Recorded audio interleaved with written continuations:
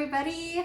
Hi. Welcome to GoodGood Investing with Rachel Grunn And Andrea Cwik. I love introducing each other. Keep me on my toes. I'm excited about all the episodes we've had so far. We've had some amazing guests that I know our listeners are going to get so much out of. I mean, I have. Yeah. So I can't even imagine how our listeners are feeling. It's just been such an incredible wealth of information. Y'all are getting so knowledgeable. I know it. Again, find us on Facebook and Instagram and let us know how we're doing. We want to hear from you. We want to, it's not just going into space. Like, I know y'all are listening. Yes, definitely. Give us some feedback if you have any FAQs or, I don't know, any questions whatsoever. Hit us on our email too, because I'd love to do a Q&A episode in the future. I would love that. Yeah. Is there any other questions that you haven't gotten answered on anything? We can even go back to our guests and ask them for a follow-up interview if that would be interesting. We could do the Q&A on multifamily, on the different assets that we're invested in. Let us know. So, yeah. Open to feedback, open to constructive criticism. Be gentle, though. Don't tell us any of the negative I am stuff. sensitive. I'll think about it. I won't sleep for days. So gosh. Be gentle. Yeah. I'll cry. No, I'm just kidding. Guys, don't make Andrea cry. That's mean. Okay, so today we are going to be talking about the scary I word that's been thrown around in the economy, in politics. I mean, you can't escape it right now, and that's inflation. Yeah, definitely. You found an article. I did. By Forbes. Yeah. I found an article by Forbes. Let me see who actually wrote it, because it was published by Forbes and written by Adam Kaufman. Okay. We are going to link the article in the show notes if you'd like to read it yourself. We're going to be discussing it on the podcast today in great detail, taking lots of quotes from it, because basically the article is titled Inflation and Rising Interest Rates. What is the impact on multifamily investments? Obviously, this is our space, and inflation is a concern for a lot of people, and something I've been saying to my investors and to my friends and family, and I know you've been saying the same thing, is multifamily is such an incredible hedge against inflation. Yeah, so I've been telling my investors, my friends and family, two things. One, because I have a lot of family and friends in California, I'm like, what are you still doing in California? Yes. Just kidding, for all my California people. But no, I mean, like, we're paying gas prices at $5, and my California friends and family are paying like $8, yep. And over there, like, there's a lot of commute time. The freeways are packed. Yes. So, I mean, it's taking a big chunk of change just to even get to work. Yes. So inflation is totally real. I mean, we can see it in every single thing. But what does that mean for real estate? We're going to kind of like dig in and see what people are saying about that and how multifamily can fit in and hedge against inflation. And we might also touch on the fear of an impending crash and an impending recession, and also how a multifamily investment can be resistant to that too. Right. So we're going to address some common concerns, especially with the economy the way that it is today, and hopefully answer some of your questions. And don't just take it from us. We found this article from a reputable website and a reputable person that is just echoing everything that we've been saying, but they actually have the numbers and data to back it. So yeah, and really we have excited. mentors, that have been doing this for over 20 years. I'm part of the Brad Sumrock ecosystem, and also Think Multifamily, where Rachel and I are together invested. And, there are people that have seen recessions, have seen inflation, the markets changing, have done this for 20 years. And so it's not something new. Our economy goes through this. Please don't panic and buy all the toilet paper, right? Like, we're going to get through this. Get of the day, guys. Get of the day before they run out of stock like they did in 2020. Yeah, but like the normal thing is to fear the unknown. You think like, oh, maybe this is the time where it's gonna crash. We're gonna be fine. We gotta be there for each other and like reassure each other that it's going to be okay. Yes. And we will get through it. Yeah. And get your money out of the stock market right now and out of the bank. Inflation, I think, right, we're going to dive into the article, but I think right now it's like at 8%. And right now that means your money's losing 8% sitting in the bank. Yeah, but also have money for emergencies and reserves. Oh, of course. Yeah. Guys, I'm not talking about have your emergency fund. Have that 6-month pad in your bank account at all times or more if you're more comfortable with that. Yeah. But as far as like using it as like an investment tool, not it. Right. Right. Yeah. All right. Without further ado, we're kind of going to jump right in, and we're going to popcorn this back and forth. Do you remember popcorn from school? Yeah. So we're going to popcorn this back and forth, and also just kind of explain some things that maybe are a little bit more difficult to understand. So first, we're going to just describe kind of what inflation is. So after months asserting that inflation was temporary, the Federal Reserve acknowledged in late 2021 that in fact prices were likely not to return to previous levels, and it was time to raise interest rates. The Federal Reserve does set the interest rate. So anytime the Fed mentions hiking interest rates, it fuels a more volatile stock market, which we just talked about. As it happened in late November and into December, we saw some volatility happening in the stock market with that Fed interest hike. Yeah. It also sparks widespread speculation about how property values will be impacted, as well as opportunities it could create for investors. Inflation is defined as the general rise in the price of goods and services. The Fed attempts to stabilize the inflation rate at roughly 2% annually by balancing employment levels and the federal funds rate, a target rate at which banks lend excess reserves to each other overnight. Yeah. So the Fed basically says inflation is it's inevitable. Yeah. But they try to curb it at 2% a year so that life doesn't become unaffordable. Right. Essentially. Just all of a sudden, right? Yes. So it's gradual. But currently we're seeing quite a hike. Yeah, that's true. More importantly, the rate serves as a benchmark for interest rates in general. That's the Fed rate. The Fed lowers the federal funds rate to spur spending and fuel inflation, and raises the rate to tighten credit and slow inflation. So the rate has been near zero since April of 2020, when the COVID-19 pandemic caused global financial disruption and uncertainty. So what we're hearing is that it's not random that this is happening. It's the way that the Federal Reserve tries to balance the economy. Mm-hmm. And it's happened in history in the past. Totally. That's why, you look at homes that were probably $90,000 in 1983, and now they're $450,000, $500,000. That's just inflation, the cost of living. But it's the same with wages. They also rise. Yeah. But sometimes they don't rise in sync, and then you feel a squeeze, which I think is kind of what people are feeling right now. Right. So, do you want to take it from here, Andrea? Yeah. So rising inflation can signal an expanding economy as employment grows and demand for goods and services outstrips supply.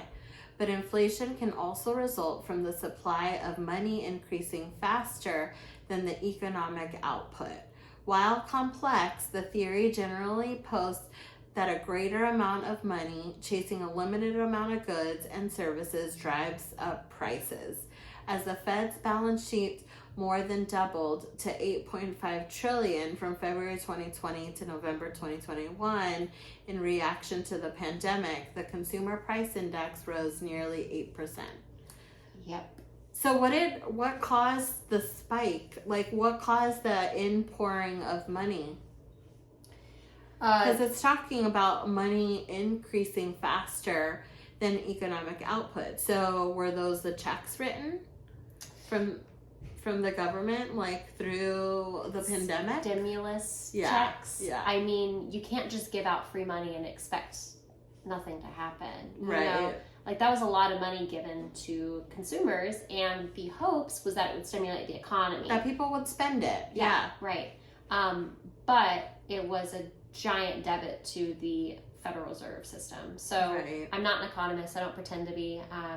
But listening to people that are specialized in this field, it did create a disruption. Yeah, and we're paying for it. So And then it says, regardless of its cause, inflation erodes the purchasing power of the dollar. I mean, of course, that's the whole point. The dollar loses value in inflationary periods. As a result, investors typically divert funds into inflation hedges, such as hard assets.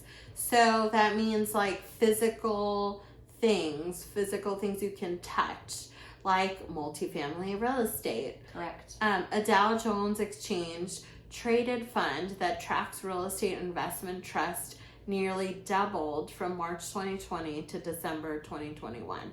So guess what, Rachel? We're in a great field. We are. Right now, during an inflationary period, there's nowhere else I would want my money and my time and my effort to be than in multifamily real estate. Because here's the thing, like, okay, if the interest rate is rising on mortgages and less people are buying houses, maybe they feel like, oh, interest rate is a lot. And actually, it's not that bad. Historically. Like, if you look at historical numbers where people were paying 15% on mortgages, this is really not bad. Like, it's a pretty good rate still, but people are being more cautious. Yeah. And so with interest rates rising, less people are buying. And then where are they going to go? They're going to either downsize, or they're going to go to smaller houses, or they're going to go to apartments, which is why multifamily is definitely a place that I want to be invested in. Correct. And definitely the interest rate plays a huge part in this with, the unaffordability of mortgages for some people, or the risk assessment that people are taking.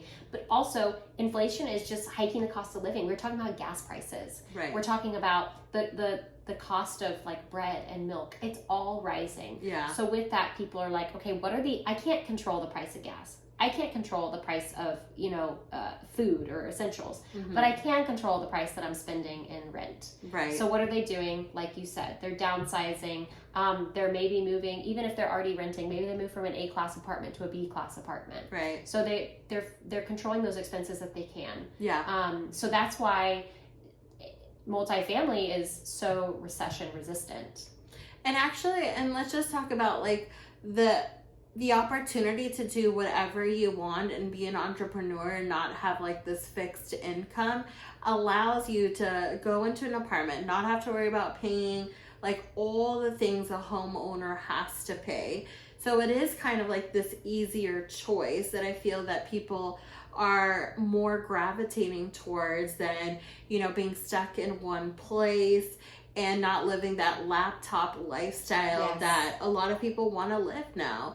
I've heard so many friends and family, not personally, but, have seen it, that they're taking an RV and they're just like going across America. Like that sounds amazing. Yep. Well, if you're living in an RV, then you don't really need a home or to be a homeowner anymore. And so then when they graduate from that and transition, from that, then they might go into an apartment. So just like there's so many opportunities of people probably going to move into multifamily in this transitionary period in our economy right now. Yeah. And let's dig into some numbers on why exactly multifamily real estate is a hedge against inflation. Not only from the tenant standpoint, the consumer standpoint, but also from the investing standpoint. So by acknowledging that the rise in prices is likely to continue, as we discussed, central bank officials are now tightening credit to try and stop the trend. In mid-December, the Fed indicated that it would wind down its pandemic-era bond purchase program at an accelerated rate. It also signaled that it would incrementally raise the federal funds rate to nearly 1% by the end of 2022 and to about 2% by the end of 2024. For real estate investors, an environment marked by higher interest rates and inflation will require a reassessment of risk. It is widely believed that rising interest rates threaten the value of real estate. However, because rising interest rates are indicative of a growing economy, landlords often witness more demand for space as spending on goods and services increases. That is a really interesting correlation there. Yeah. Really Do you want to expand on that a little bit? Yeah, sure. So, we'll break it down. Let's break it down. So, yeah, like we established, the Federal Reserve is expecting for interest rates to rise even further, and a lot of people think, well, rising interest rates probably threaten the value of real estate. However, With commercial real estate, especially in the rental space, like apartment leases, landlords are witnessing more demand for space as spending on goods and services increases. This is exactly what Andrea and I were just talking about. Yeah. People are spending more money on expenses that they can't control. So they're going to tighten their budget on expenses that they can control. So you're seeing a lot of movement from the home ownership space, or even the home rental space. So short or like a long-term residential leases into the apartment space. People don't want to manage a yard. They don't want to manage a pool. They want to just be in kind of a turnkey lock and leave situation.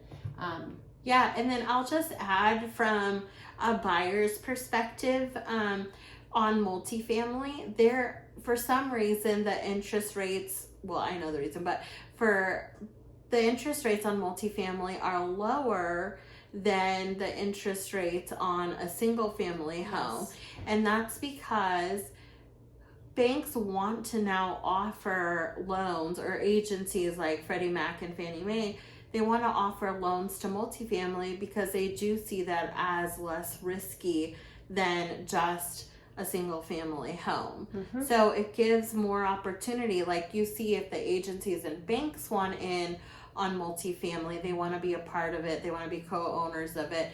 It's for a reason. They know, and they've seen the up and down cycles of how multifamily is resilient, and they want to put their money there as well. Yes, definitely. And this article will even touch on that as well. Do you want to take it from here, Yeah. Andrea? So multifamily assets in particular tend to perform well in an inflationary period. Economic growth fuels employment and higher wages, which in turn drives demand for housing. At the same time, the housing market in general faces a chronic shortage of some 5 million units. Together, those conditions give multifamily owners the ability to raise rental rates, and offset higher construction, labor, insurance, taxes, and other costs, potentially allowing multifamily properties to hedge the effects of inflation. Additionally, multifamily properties may have mortgage loans with fixed interest rates, keeping debt service payments stable as rents increase. Yeah. So exactly kind of what we were talking about, like the person who's renting a multifamily apartment complex and a unit really doesn't have to worry about so many other things. They just focus on the rent. And our our debt service rate, our mortgage amount, our mortgage interest rate is fixed. Mm-hmm. So we can still raise interests. We can still raise rents while keeping the same interest rate. Yes. So that's a lot. That's really how you see that value as well. Because in inflationary periods, rental rates rise as well. Because the cost of living rises, and wages rise, and with that, so does rents. Yeah. So the appeal of this inflation hedge should drive more investment demand for apartments, which it has, which could help sustain values while simultaneously preventing interest rate spikes as lenders compete for deals by keeping the cost of capital as low as possible. So that is exactly to your point why interest rates are still lower for multifamily commercial real estate investments. Yeah. Lenders see it as an incredible recession resistant and inflation proof asset, and so they are competing with each other in order to get that debt secured. So, and also multifamily has a proven track record. It's not some crazy new, avant-garde investment. Do you want to speak to that a little bit here? Yeah, I'll just say too, like, I'm so glad that this article was written, because I feel like not a lot of people know about multifamily, but it's such a good asset to invest in. People know that real estate investing is good, but don't know exactly where to place their money. But talking about multifamily, seeing it on Forbes, I think is huge. To spread that awareness. Yep, exactly. So, do you want to multifamily housing has historically stood out for its stability and performance in all economic cycles. Apartment rental rates grew 13.7% year over year in October 2021, and the average occupancy was around 96%. Those are the high occupancy rates we want to see in an apartment building. Mm-hmm. Some Sunbelt markets like Phoenix, Charlotte, Atlanta, and Las Vegas reported rent growth of more than 10%. I will say Florida and DFW also super huge. Yes. Not mentioned, but we can see through migration patterns that those two states are also very impacted. Single family rental occupancy ended the third quarter around 90%, according to the CoStar Group. Comes down to the deal and the right professionals. Yes. So multifamily does have a proven track record. He said, between every economic cycle, we're talking inflation, we're talking recession, we're talking when people are freaking out and, you know, their collars are getting tight and they're in the stock market and their financial advisor is saying, you got to stay it, we're playing the long game here. I know you're down 20%, but we're playing the long game. Screw that. Yeah. You know, play the short game, play the secure game. You know, get your money in an asset that's not only going to give you tax benefits, but is going to perform no matter the economy. COVID, all of our assets performed super well. Yeah, they did. Really well. Really did. And you're invested in nearly all of those markets that they mentioned, those Sunbelt markets, Phoenix, Charlotte, Atlanta. I don't think Las Vegas, but but those are the places we look to. The Southeast is fantastic. The Central South, like Texas, is great. These are markets that we prioritize for these reasons, because occupancy is high, the movement there is high, and then also, of course, we're getting those economic benefits, especially now during these scary times, for sure. And like Andrea said, ultimately it comes down to the deal and the right professionals. I love this article because it says you can get a bad deal in a good market and you can get a really good deal in a bad market. Then it really depends on who the operators are. So do you want to speak to that a little bit?